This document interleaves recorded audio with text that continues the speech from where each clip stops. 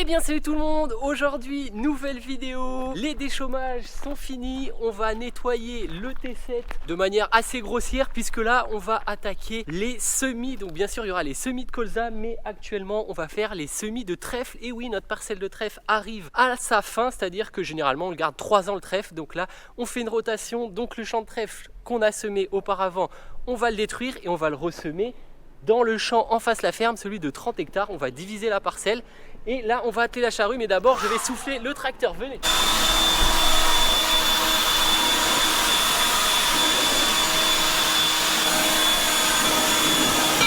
Et ouais, le petit souffleur Husqvarna il fait plaisir pour souffler le matériel. Ça a une bonne puissance, ça dégrossit bien, puis après à la soufflette on va en profondeur.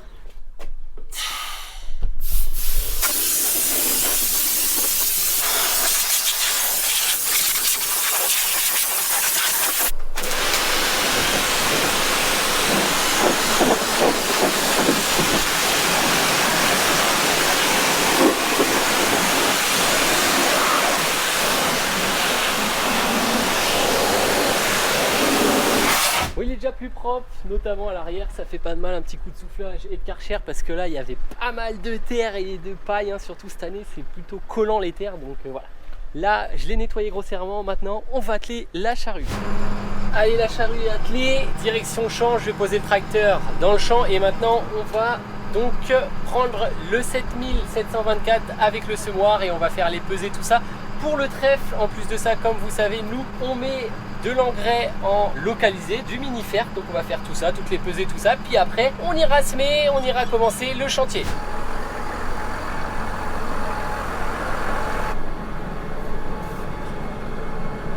Alors on va prendre l'engrais au Tedesco.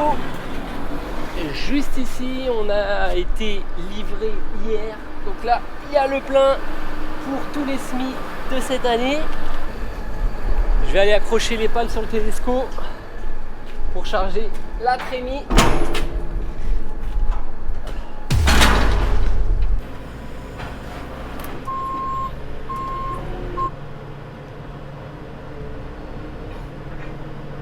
Alors voilà la palette de trèfle. Donc l'avantage c'est que c'est des toutes petites graines, donc là on va charger ça à la main, hein. Il n'y a pas besoin de trémie ou quoi que ce soit, c'est des petits sacs. On va tout mettre et puis après on fera l'engrais starter, l'engrais localisé.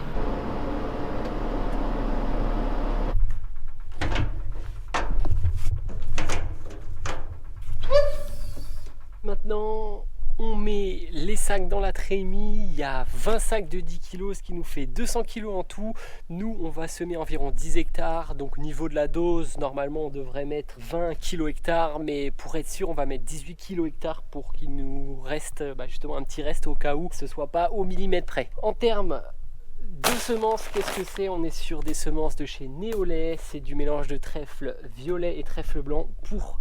Voilà, les variétés c'est du Rosetta à 95 et Toby à 5%, sachant que voilà, pour la petite anecdote, le trèfle violet est bien plus nutritif pour les vaches, etc. Tandis que le trèfle blanc, c'est pas foufou. Allez, je mets tout ça à l'intérieur, après il faudra que je fasse le test de débit pour le trèfle.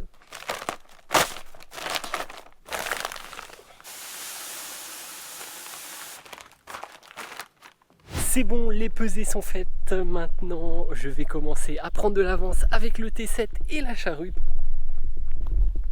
Première fois qu'on attelle la charrue sur notre nouveau T7 HD 275. On va voir ce que ça donne, hein. Bon, normalement, ça va être bien mieux à la conduite et au niveau de la traction, puisqu'il est bien plus puissant, meilleur pont avant, etc. N'oubliez pas également les petites pointes Duracarb, hein. Donc, vous savez, l'année dernière, Kuhn nous a fourni des pointes Duracarb en bas et en haut des pointes Super Marathon pour comparer l'usure. C'est vrai que l'année dernière ça n'a pas été très usurier, donc on voit pas trop de différence, mais bon, là on voit quand même que ça se creuse un peu, tandis qu'ici grâce à la plaquette au milieu de carbure, et ça creuse bien moins. En tout cas on verra à la fin de cette année, je pense qu'on pourra voir quand même l'usure. Allez, on monte là dedans et c'est parti, on va commencer à la bourrée, voir si tout est bien réglé. À mon avis, il faudra quand même faire 2-3 réglages pour que ce soit vraiment optimal. Nous voilà au champ avec un invité surprise, bon, un zouave sans façon. Bref, là, je vais couper le champ en deux comme je vous disais tout à l'heure, c'est-à-dire que la partie droite, le L, ça va être du trèfle, donc 10 hectares comme je disais, et les 20 autres hectares, on les sèmera en céréales. Là, j'ai repris mes lignes du GPS et je vais faire ma première ligne de charrue au GPS, et ça c'est plutôt cool puisque je vais avoir une belle ligne propre et on va séparer le champ en deux. C'est parti! Donc voilà, avec le GPS ça marche plutôt bien. Là, regardez, à gauche c'est chez un voisin et à droite le champ, et là je vais engager le GPS et normalement ça va me couper nickel le champ en deux selon mes routes de traitement. Là regardez, je touche plus, et là c'est légèrement courbe et ça va me faire de la courbe puisqu'en fait cette ligne là c'est la ligne des routes de traitement. Donc là je coupe vraiment le champ en deux selon les routes de traitement, et si on regarde derrière, vous voyez, ça fait propre, c'est nickel. En termes de réglage, je suis pas trop mal. Le 3 points est dans la lumière. Au niveau de la profondeur de la raille, on est bien puisque là on cherche quand même à faire un labour assez conséquent, et en termes de qualité c'est nickel, hein. Surtout que cette année c'est humide, donc là la terre est fraîche. En plus, comme il a fait sec là pendant plus ou moins une semaine, c'est ni trop gras ni trop sec, c'est vraiment parfait. Mon chat il s'en va là, il miaulait. Donc là si on regarde, vous voyez là c'est nickel, ça m'a fait une délimitation au poil selon ma ligne de GPS. Bon malheureusement maintenant le GPS c'est terminé puisqu'à la charrue on ne peut pas utiliser le GPS, et ouais, on retourne à l'ancienne. Là vous voyez que le tracteur il a aucun mal à suivre ma raille de charrue, c'est-à-dire que le pneu vraiment il cherche pas à sortir par la gauche ou par la droite, et ça signifie que la charrue est vraiment bien réglée puisqu'elle tire ni trop à gauche ni trop à droite, et ça c'est vraiment nickel. Et c'est surtout dû au réglage où il faut bien être dans la lumière au niveau du 3 points, et surtout les stabilisateurs doivent être déverrouillés, que la charrue puisse yoyoter comme ça. Et après voilà, avoir une charrue bien droite entre le relevage arrière et la roue de terrage, et bien évidemment que l'âge de la charrue, donc c'est l'arrière, elle soit bien perpendiculaire au sol. Et après vous avez vraiment un réglage nickel comme ça. Là il en chie un petit peu, mais parce qu'on est en montée et je suis quand même à 9 à l'heure. Va peut-être falloir que je regarde un petit peu mes vitesses d'avancement. Là je me suis vraiment arrêté en travail pour voir vraiment ce que ça donne justement lorsqu'on est en train de labourer. Déjà à première vue on peut voir que ma charrue plonge peut-être un peu trop par rapport à l'arrière, puisque vous voyez ma première rasette est un petit peu plus enfoncée que ma rasette du bout. Donc je vais sûrement relever un petit peu mon relevage ou descendre ma roue de terrage, mais vu comment ça laboure là, ouais, peut-être baisser un peu ma roue de terrage. J'ai envie encore de creuser davantage. Après, je vous parlais justement, est-ce que ma charrue est bien perpendiculaire? On voit qu'elle plonge un petit peu comme ça, donc pourquoi pas justement régler mon aplomb. Vous vous souvenez, l'aplomb qui se règle juste ici, pourquoi pas le régler pour que ma charrue bascule davantage comme ça. Regardez là, mes stabilisateurs sont bien en libre, donc ça c'est parfait. Le 3e point est bien dans la lumière. Et donc là, vous voyez, on a bien séparé en deux la parcelle. Donc tout ça à labourer et à semer en trèfle. Pourquoi on sépare une grande parcelle comme ça de 30 hectares? Tout simplement à cause du régras, puisque comme vous savez, cette parcelle cette année a été infestée de régras. Donc l'une des solutions qu'on a trouvées, c'est donc de la faire reposer ici 3 ans en trèfle, et de l'autre côté on va mettre un maïs, donc 20 hectares de maïs l'année prochaine. Comme ça vraiment on veut nettoyer nickel la parcelle. On rentre là-dedans et c'est parti.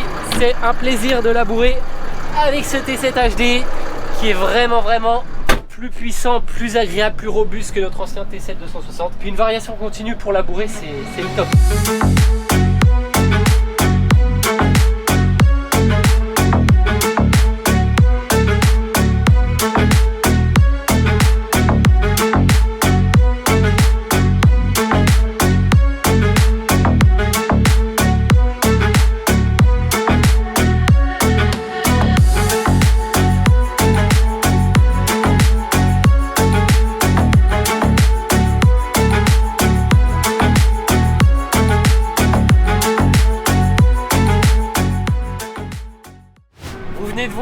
j'ai fait les délimitations de champ, donc c'est une petite technique pour relever et baisser toujours au même endroit. Finalement, on va pas semer aujourd'hui, on va quand même attendre que la terre se repose un peu, surtout qu'elle sèche, puisque oui, le labour est nickel comme je disais.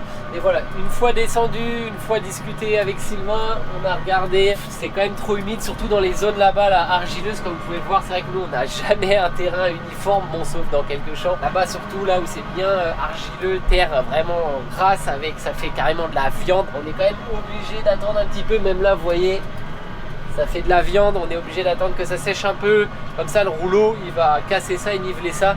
Là, c'était trop humide, la rotative, ça aurait pas fait du bon boulot. Pour moi, rien de spécial, on va finir le champ gentiment. Bon, il y en a quand même pour un petit moment, à mon avis, ce sera pas fini aujourd'hui. Et puis, on sèmera demain ou après-demain. Ils annoncent pas d'eau, donc ça va le faire. Fin de chantier pour aujourd'hui, il est 20 h. On reprendra gentiment demain, il me reste un petit quart, je dirais. Et puis, on va sûrement commencer à attaquer de semer si la terre le veut bien, si elle est assez sèche. Bon, allez, à demain! Jour 2, aujourd'hui on va aller semer. Hier j'ai fini en off de labourer tout le champ, on a également passé le rouleau, enfin c'est pas moi mais c'est rapide, voilà, ça a cassé les modes, ça a homogénéisé le tout. On a également passé dans les grosses terres, là où il y avait des gros canaux, la terre argileuse, on a passé un coup de rotative à vide.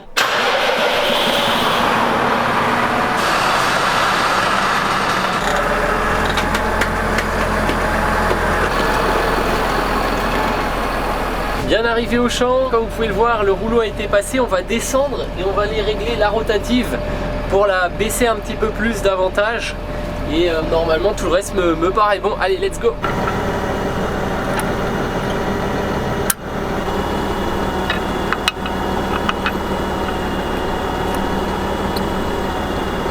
On est parti, je suis en train de créer ma première ligne, je longe le côté et ça va me faire ma ligne, c'est une ligne courbe.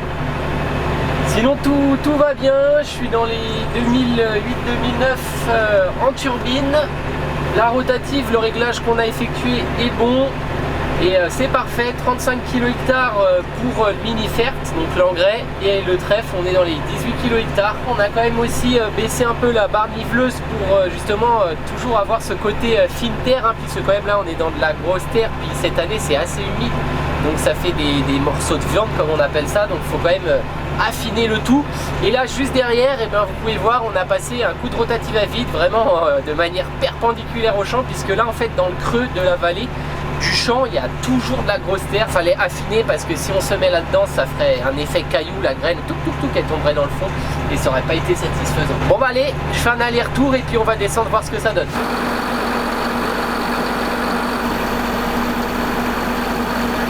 Ça a l'air d'être assez satisfaisant. On voulait baisser la rotative quand même au niveau des roues là, surtout le rouleau est passé, ça a creusé quand même pas mal, ça a tassé vu que c'est assez frais, donc la rotative, le fait qu'elle pioche, c'est quand même intéressant pour que ça aille chercher quand même au niveau des roues. Sinon le semis a l'air plutôt satisfaisant, on va peut-être un poil remonter la rampe de semis parce que ça enterre un peu beaucoup pour du trèfle, et puis après bah, c'est parti, on va enchaîner.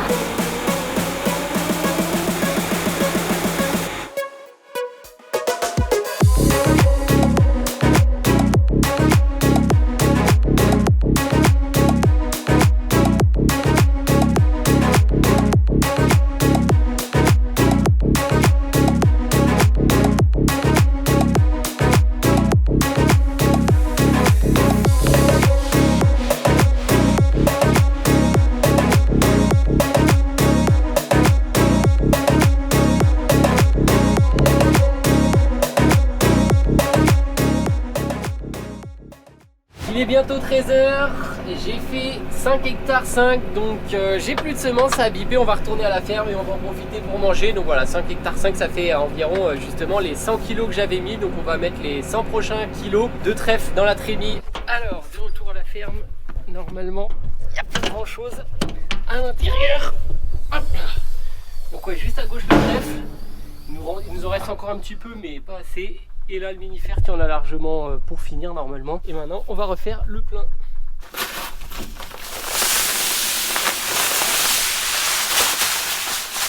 On est de retour dans le champ, j'ai fait quelques allers-retours après avoir mangé et après avoir fait le plein de la trémie. Et là je viens de voir qu'en levant, il y a cette pièce qui est par terre. terre au niveau de la rotative, donc ça sent la couille. Je sais pas qu'est-ce qui a pété. Je vais faire le tour du matériel, mais si je retrouve ça là, c'est que c'est pas bon. Je comprends pas pourquoi il y a une pièce. Ça, c'est sûr, c'est une pièce du semoir. Bon, je pense pas qu'elle soit passée dans la rotative vu comment elle est propre. Mais je comprends pas d'où ça vient. Il n'y a pas de problème particulier sur le boîtier. Il n'y a pas de problème de conduite ou quoi que ce soit. Il n'y a pas de bruit suspect. On va essayer de trouver d'où cette pièce elle vient là. Je sais pas d'où ça vient ça.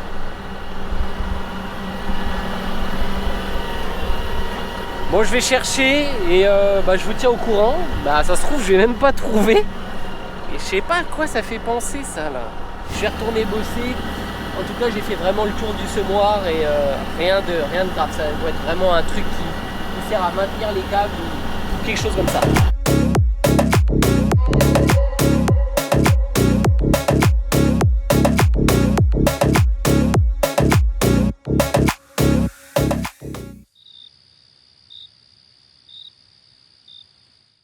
On est le lendemain, au final j'ai pas pu finir la parcelle, il nous manquait quelques doses. Au final on s'est trompé dans la commande, enfin bref, peu importe. Mais voilà, il nous manquait 3 sacs, donc c'est parti. On va les remettre dans la trémie et puis on va continuer parce qu'elle était à sec et il nous manquait environ un petit hectare quoi par là. Je les prends, je les mets à l'intérieur et je vais remettre un petit peu de mini-fert pour être sûr.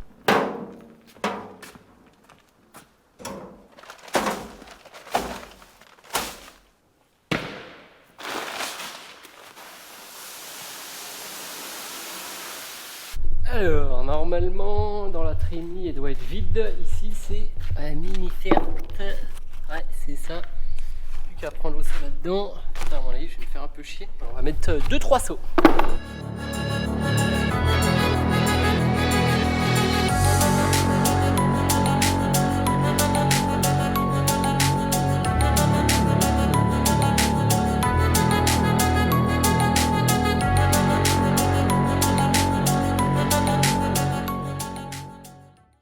Allez, j'ai fini.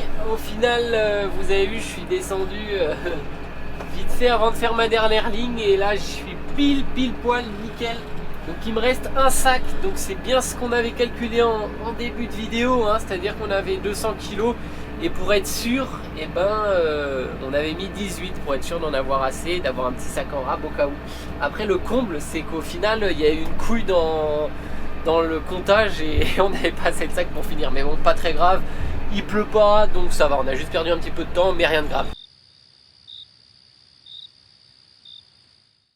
On se retrouve quelques jours après avec le même ensemble. Pour ceux qui m'ont suivi, j'étais en vacances sur Instagram, j'avais fait quelques photos. Donc là on reprend le boulot, on a pris une petite semaine de repos. Là on va attaquer les semis de colza. Là le trèfle est en train de lever, c'est nickel. Maintenant, on va s'attaquer à la préparation des sols pour le colza. Là, on va se retrouver dans un champ pour passer un premier coup de rotative. Il y a déjà eu un coup de labour de fait et là, on va affiner le terrain puisque comme vous savez chez nous, malheureusement, on a des gros calots, c'est de l'argile, c'est de la glaise, etc.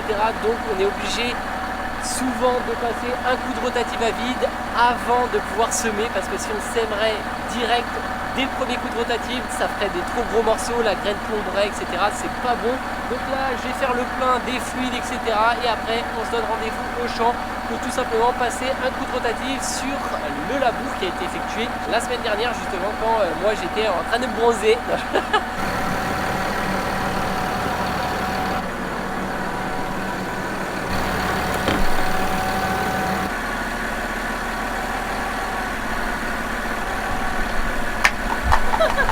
Oh no! C'est pas refermer un bouchon.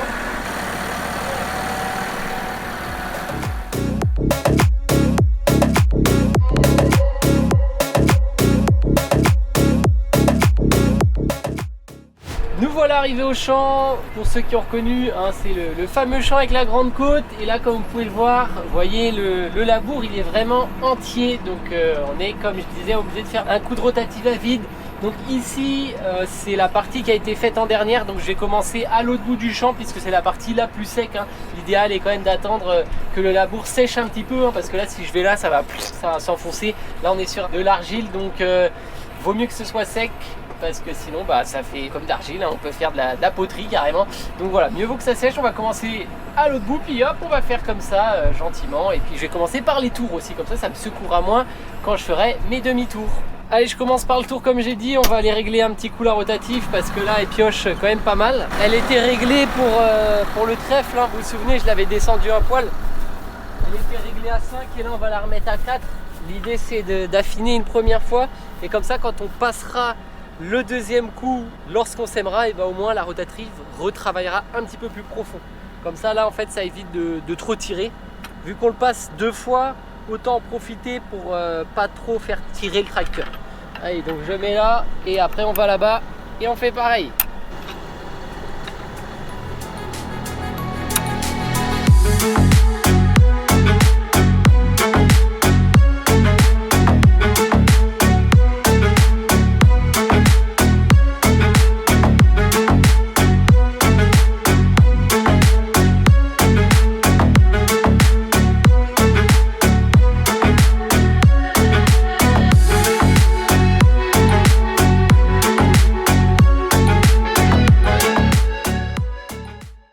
Ça avance gentiment, là il est 18 h et donc j'attaque enfin les grandes lignes, hein. J'ai fait la pointe gentiment et là j'attaque les grandes lignes avec justement le système que vous commencez à connaître sur la chaîne, hein, le demi-tour et une ligne sur 2, comme ça évite de faire des marches arrière.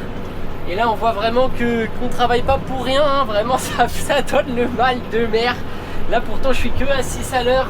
La rotative n'est pas extrêmement basse, hein. Vous avez vu, on l'a réglé tout à l'heure à une hauteur assez raisonnable.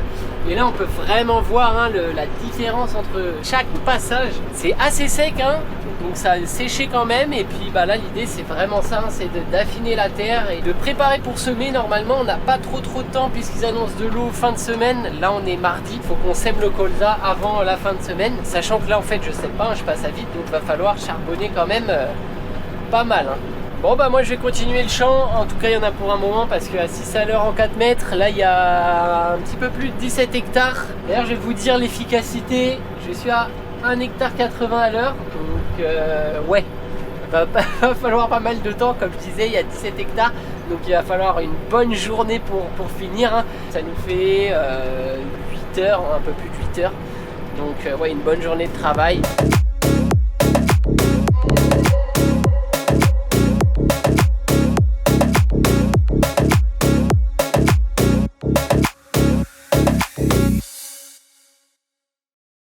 Il est 20 h, j'ai bien avancé et je regardais l'efficacité. Je suis monté à 2 hectares à l'heure, donc comme quoi quand je fais les demi-tours automatiques et donc que je retire la marche arrière, ça me gagne pas mal de temps. Sinon je voulais descendre, voilà, pour vous montrer un petit peu. C'est vrai qu'en fait je fais partie par partie, hein, pour pas faire tout le champ puis tout l'autre champ, vu que c'est un travail qui demande quand même beaucoup de temps. Je préfère faire partie par partie pour que le sol soit travaillé dans les mêmes conditions. C'est à dire que par exemple demain quand je vais reprendre, enfin il fera pas le même temps, ça aura plus séché, etc. Donc si je fais une passée sur 2, ça voudrait dire qu'il y a une passée sur 2 qui sera travaillée dans des conditions différentes. Donc c'est pour ça que je fais partie par partie. Je vais vous montrer vraiment le changement qu'on peut voir. Donc là vous voyez c'est de la terre qui est argilo-calcaire ici, ça fait un sacré mélange et vous voyez que ça nous fait des sacrés calots. Et ça surtout dans les montées, on voit que la charrue a un petit peu eu de mal à faire du travail propre, hein, dans de la terre comme ça, plus dans une côte comme ça fait pas du boulot de foufou. Mais vous voyez là pour un premier coup c'est quand même satisfaisant, mais on voit que voilà il y a quand même, le terrain n'est pas du tout régulier et c'est pour ça qu'on passe un coup à vide, hein, parce que si vous semez là-dessus, voilà, c'est pas satisfaisant. Vous voyez, il reste quand même pas mal de mottes. Et ouais, il y a des trous. Là-bas, on voit que la charrue, elle a un peu galéré. Du coup, quand j'ai passé la rotative, ça n'a pas totalement refermé. Pareil ici, vous voyez, il y a un trou. Enfin, bref, voilà, je me suis dit, ça pouvait être sympa de descendre, vous montrer vraiment pourquoi on se fait chier, entre guillemets, à passer un coup de rotative à vide. Surtout qu'en plus, ça prend du temps. Après, il y en a certains qui me diront, pourquoi t'as pas enlevé la rampe de semis? En fait vous avez totalement raison, mais c'est plus on a voulu être prêt au cas où s'il faut semer, faire un top départ ou quoi, pas se faire chier à enlever, remettre. Après c'est vrai que ça use la rampe de semis pour pas grand chose, mais bon voilà. Bon bah écoutez, 20 h, on continue un peu le chantier. Là je suis à un peu plus de 8 hectares, donc au final ça avance quand même plutôt bien. Franchement demain au final il n'y aura pas besoin de toute la journée pour finir. Bon allez, Et je vais reprendre demain. Je vais me faire une petite pause, je vais aller manger. En tout cas, bah ça s'est plutôt bien passé. Puis demain, il y a une petite journée à faire encore. Je vais vous laisser là, ça sert à rien de vous filmer exactement la même chose demain. Si ça vous a plu, n'hésitez pas à lâcher un petit pouce bleu, à vous abonner et partager. Et moi je vous dis à très bientôt pour une nouvelle vidéo. Allez, ciao ciao.